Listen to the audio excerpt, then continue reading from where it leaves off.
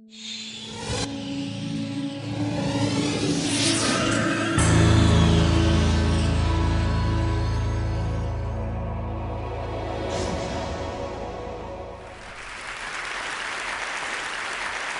was walking on the market one day with my wife, and somebody stuck a cage in my face, and between those slits were the saddest eyes I've ever seen. And there was a very sick orangutan baby, my first encounter.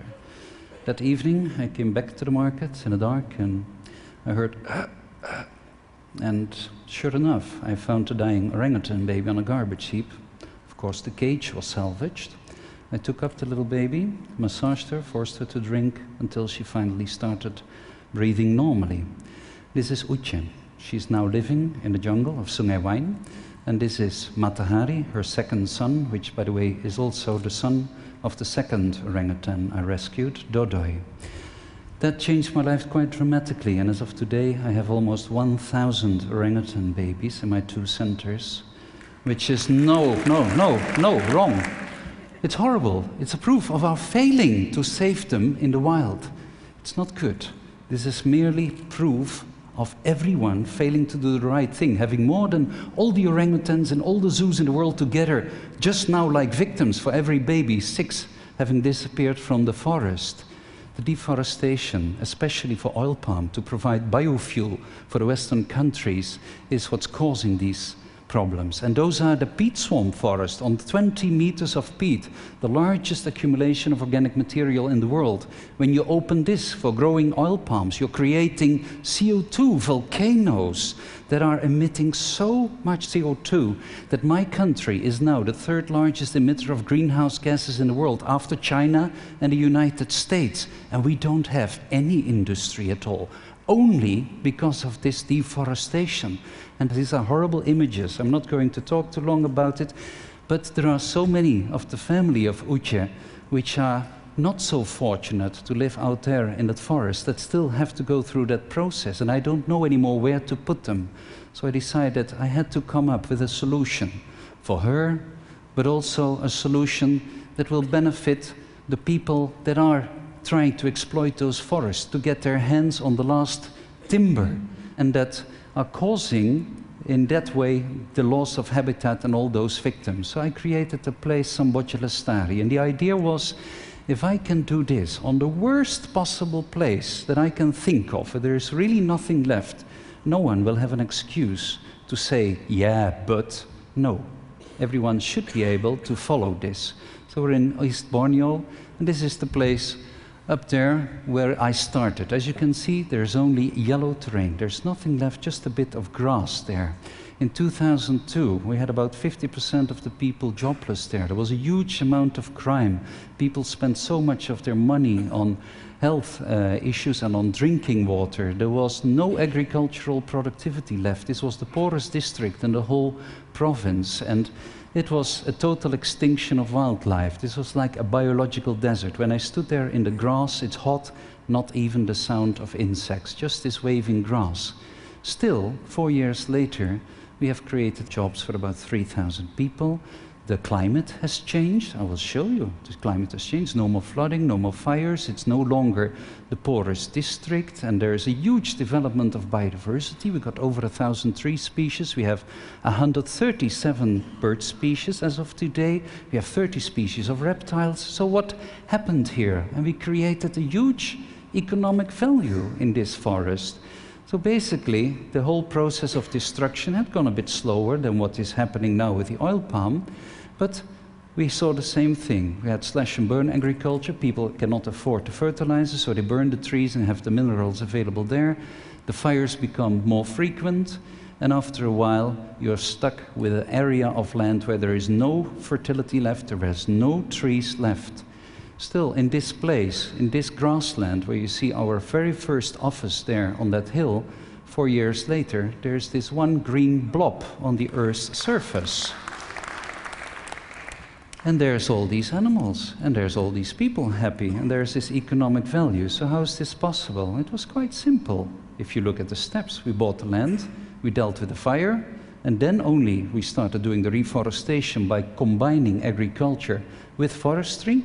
Only then we set up the infrastructure and management and the monitoring, but we made sure that in every step of the way, the local people were going to be fully involved so that no outside forces would be able to interfere with that the people would become the defenders of that forest. So we do the people, profit, planet principles, but do it in addition.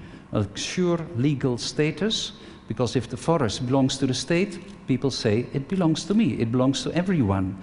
And then we apply all these other principles like transparency, professional management, measurable results, scalability, replicability, etc.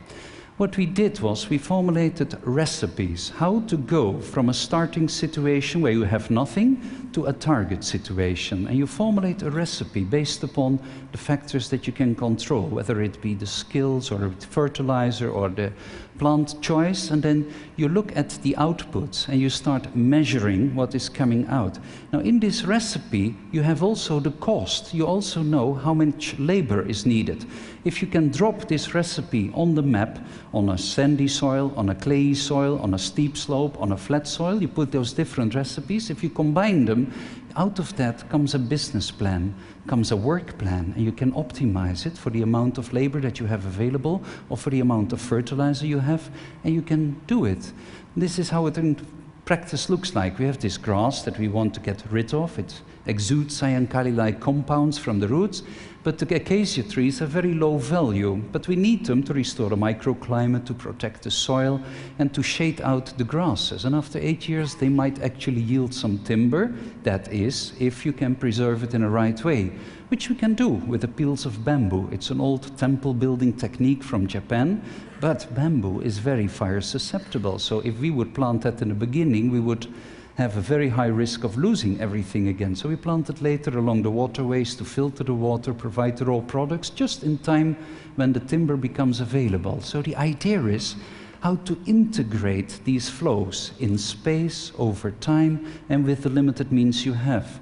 So we plant the trees, we plant these pineapples and beans and gingers in between to reduce the competition for the trees. The crop fertilizer, organic material, is useful for the agricultural crops for the people, but also helps the trees. The farmers have free land, the system yields early income, the orangutans get healthy food, and we can speed up ecosystem regeneration while even saving some money. So beautiful, what a theory. But is it really that easy? Not really, because if you look what happened in 1998, the fire started. This is an area of about 50 million hectares. January, February, March, April, May. We lost 5.5 million hectares in just a matter of a few months. And this is because we have 10,000 of those underground fires that you also have in Pennsylvania here in the United States. And once the soil gets dry, during a dry season, you get cracks, oxygen goes in, flames comes out, and the problem starts all over again. So how to break that cycle? Fire is the biggest problem. This is what it looked like for 3 months. For 3 months, the automatic lights outside did not go off because it was that dark. We lost all the crops. No children gained weight for over a year. They lost 12 IQ points. It was a disaster for orangutans and people. So these fires are really the first thing to work on. That was why I put it as a single point up there. And you need the local people for that, because these grasslands, once they start burning, it goes through it like a windstorm. And you lose, again, the last bit of ash and nutrients with the first rainfall going to the sea, killing off the coral reefs there. So you have to do it with the local people. That is the short-term solution, but you also need a long-term solution. So what we did is we created a ring of sugar palms around the area. These sugar palms turn out to be fire-resistant, also flood-resistant, by the way, and they provide a lot of income for local people. This is how it looks like. The people have to tap them twice a day, just a millimeter of slice, and the only thing you harvest is sugar water, carbon dioxide, rainfall, and a little bit of sunshine. In principle, you make those trees into biological photovoltaic cells. And you can create so much energy from this because they produce 3 times more energy per hectare per year, because you can tap them on a daily basis. You don't need to harvest organs than any other of the crops. So this is the combination where we have all this genetic potential in the tropics, which is still unexploited, and doing it in combination with technology. But also your legal side needs to be in very good order. So we bought that land, and here is where we started our project, in the middle of nowhere. And if you zoom in a bit, you can see that all of this area is divided into strips that go over different types of soil, and we were actually monitoring, measuring every single tree in this 2,000 hectares, 5,000 acres. And this forest is quite different. What I really did was I just followed nature, and nature doesn't know monocultures, but a natural forest has multi-layers. That means that both in the ground and above the ground it can make better use of the available light. It can store more carbon in the system. It can provide more functions, but it's more complicated. It's not that simple, and you have to work with the people. So what we do is also, just like nature, we grow fast planting trees, and underneath that we grow the slower growing primary rainforest trees of a very high diversity that can optimally use that light. And then what is just as important, get the right fungi in there that will grow into those leaves, bring back the nutrients to the roots of the trees that have just dropped that leaf within 24 hours. And they become like nutrient pumps, and you need the bacteria to fix nitrogen. And without those microorganisms, you won't have any performance at all. And then we started planting, only 1,000 trees a day. We could have planted many, many more, but we didn't want to, because we wanted to keep the number of jobs stable. We didn't want to lose the people that are going to work in that plantation. And we do a lot of work here. We use indicator plants to look what soil types, so what vegetables will grow, but what trees will grow here. And we have monitored every single one of those trees from space. This is what it looks like in real. You have this irregular ring around it with strips of 100 meters wide with sugar palms that can provide income for 648 families. It's only a small part of the area. The nursery in here is quite different. If you look at the number of tree species we have in Europe, for instance, from the Ural up to England, you know how many? 165. In this nursery we are going to grow 10 times more the number of species. Can you imagine? You do need to know what you are working with, but it's that diversity which makes it work, that you can go from this zero situation by planting the vegetables and the trees, or directly the trees in the lines in that grass there, putting up that buffer zone, producing your compost, and then making sure that at every stage of that upgrowing forest there are crops that can be used. In the beginning maybe pineapples and beans and corn. In the second phase there will be bananas and papayas. Later on there will be chocolate and chilies, and then slowly the trees start taking over, bringing in produce from the fruits, from the timber, from the fuel wood, and finally the sugar palm forest takes over and provides the people with permanent income. On the top left, underneath those green stripes, you see some white dots. Those are actually individual pineapple plants that you can see from space. And in that area, we started growing some acacia trees that you just saw before. So this is after 1 year, and this is after 2 years. And that's green. If we look from the tower, this is when we start attacking the grass. We plant in the seedlings, mixed with the bananas, the papayas, all the crops for the local people, but the trees are growing up fast in between as well. And 3 years later, 137 species of birds are living here.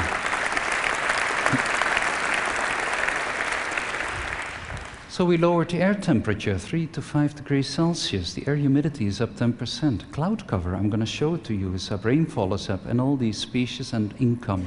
This eco-lodge that I built there 3 years before was an empty yellow field. This transponder we operate with the European Space Agency. That gives us the benefit that every satellite that comes over to calibrate itself is taking a picture. Those pictures we use to analyze how much carbon, how the forest is developing. and we can monitor every tree using that satellite images through our cooperation. But we can use these data now to provide other regions with recipes and the same technology. You actually have it already with Google Earth. If you would use a little bit of your technology to put tracking devices in trucks and use Google Earth in combination with that, you could directly tell what palm oil has been sustainably produced, which company is stealing the timber, and you could save so much more carbon than with any measure of saving energy here. So this is the Samboja-Lestari area. You measure how the trees grow back, but you can also measure the biodiversity coming back. And biodiversity is an indicator of how much water can be balanced, how many medicines can be kept there. And finally, I made it into the rain machine, because this forest is now creating its own rain. This nearby city of Balikpapan has a big problem with water. It's for 80% surrounded by seawater, and we have now a lot of intrusion there. Now we looked at the clouds above this forest. So we looked at the reforestation area, semi-open area, and open area. And look at these images. I just run them very quickly through. In the tropics, raindrops are not formed from ice crystals, like is the case in the temperate zones. You need the trees with mycists, chemicals that come out of the leaves of the trees that initiate the raindrops. So you create a cool place where clouds can accumulate, and you have the trees to initiate the rain. And look, there's now 11.2% more clouds. That was already after 3 years. If you look at the rainfall, it was already up 20% at that time. But let's look at the next year, and you can see that that trend is continuing, where first we had a small cap of higher rainfall. That cap is now widening and getting higher. And if we look at the rainfall pattern above Samboja-Lestari, it used to be the driest place. But now you see consistently a peak of rain forming there. So you can actually change the climate. When there are trade winds, of course, the effect disappears. But afterwards, as soon as the wind stabilizes, you see that again the rainfall peaks come back above this area. So to say it is hopeless is not the right thing to do, because we actually can make that difference if you integrate the various technologies. And it's nice of the science, but it still depends mostly upon the people, on your education. We have our farmer schools. But the real success, of course, is our band, because a baby is born, we will play, so everyone's our family, and you don't make trouble with your family.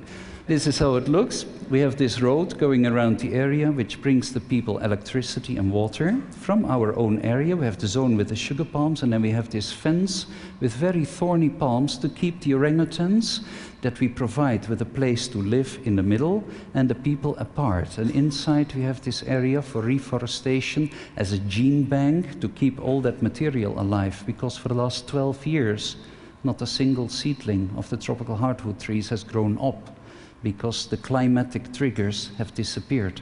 All the seeds get eaten. So now we do the monitoring on the inside, from towers, satellites, ultralights. Each of the families that have sold their land now get a piece of land back. And it has those nice fences of tropical hardwood trees. You have the shade trees planted in year 1. Then you underplant it with the sugar palms, and you plant this thorny fence. And after a few years, you can remove some of those shade trees. The people get that acacia timber, which we have preserved with the bamboo peel, and they can build a house, they have some fuel wood to cook with, and they can start producing from the trees as many as they like. They have enough income for 3 families. But whatever you do in that program, it has to be fully supported by the people, meaning that you also have to adjust it to the local cultural values. There is no simple one recipe for one place. You also have to make sure that it is very difficult to corrupt, that it's transparent. Like here in Samboja-Lestari, we divide that ring in groups of 20 families. If one member trespasses the agreement and does cut down trees, the other 19 members have to decide what's going to happen to him. If the group doesn't take action, the other 33 groups have to decide what is going to happen to the group who doesn't comply with those great deals that we are offering them. In North Sulawesi, it is the cooperative. They have a democratic culture there. So there you can use the local justice system to protect your system. So in summary, if you look at it, in year one, the people can sell their land, they get income, but they get jobs back in the construction, in the reforestation, working with the orangutans. They can use the waste wood to make handicraft. They also get free land in between the trees where they can grow their crops. They can now sell part of those fruits to the orangutan project. They get building materials for houses, a contract for selling the sugar, so we can produce huge amounts of ethanol and energy locally. They get all these other benefits environmentally, money, they get education. It's a great deal, and everything is based upon that one thing: make sure that forest remains there. So if we want to help the orangutans, what I actually set out to do, we must make sure that the local people are the ones that benefit. And I think the real key to doing it, to give a simple answer, is integration. I hope if you want to know more, you can read more.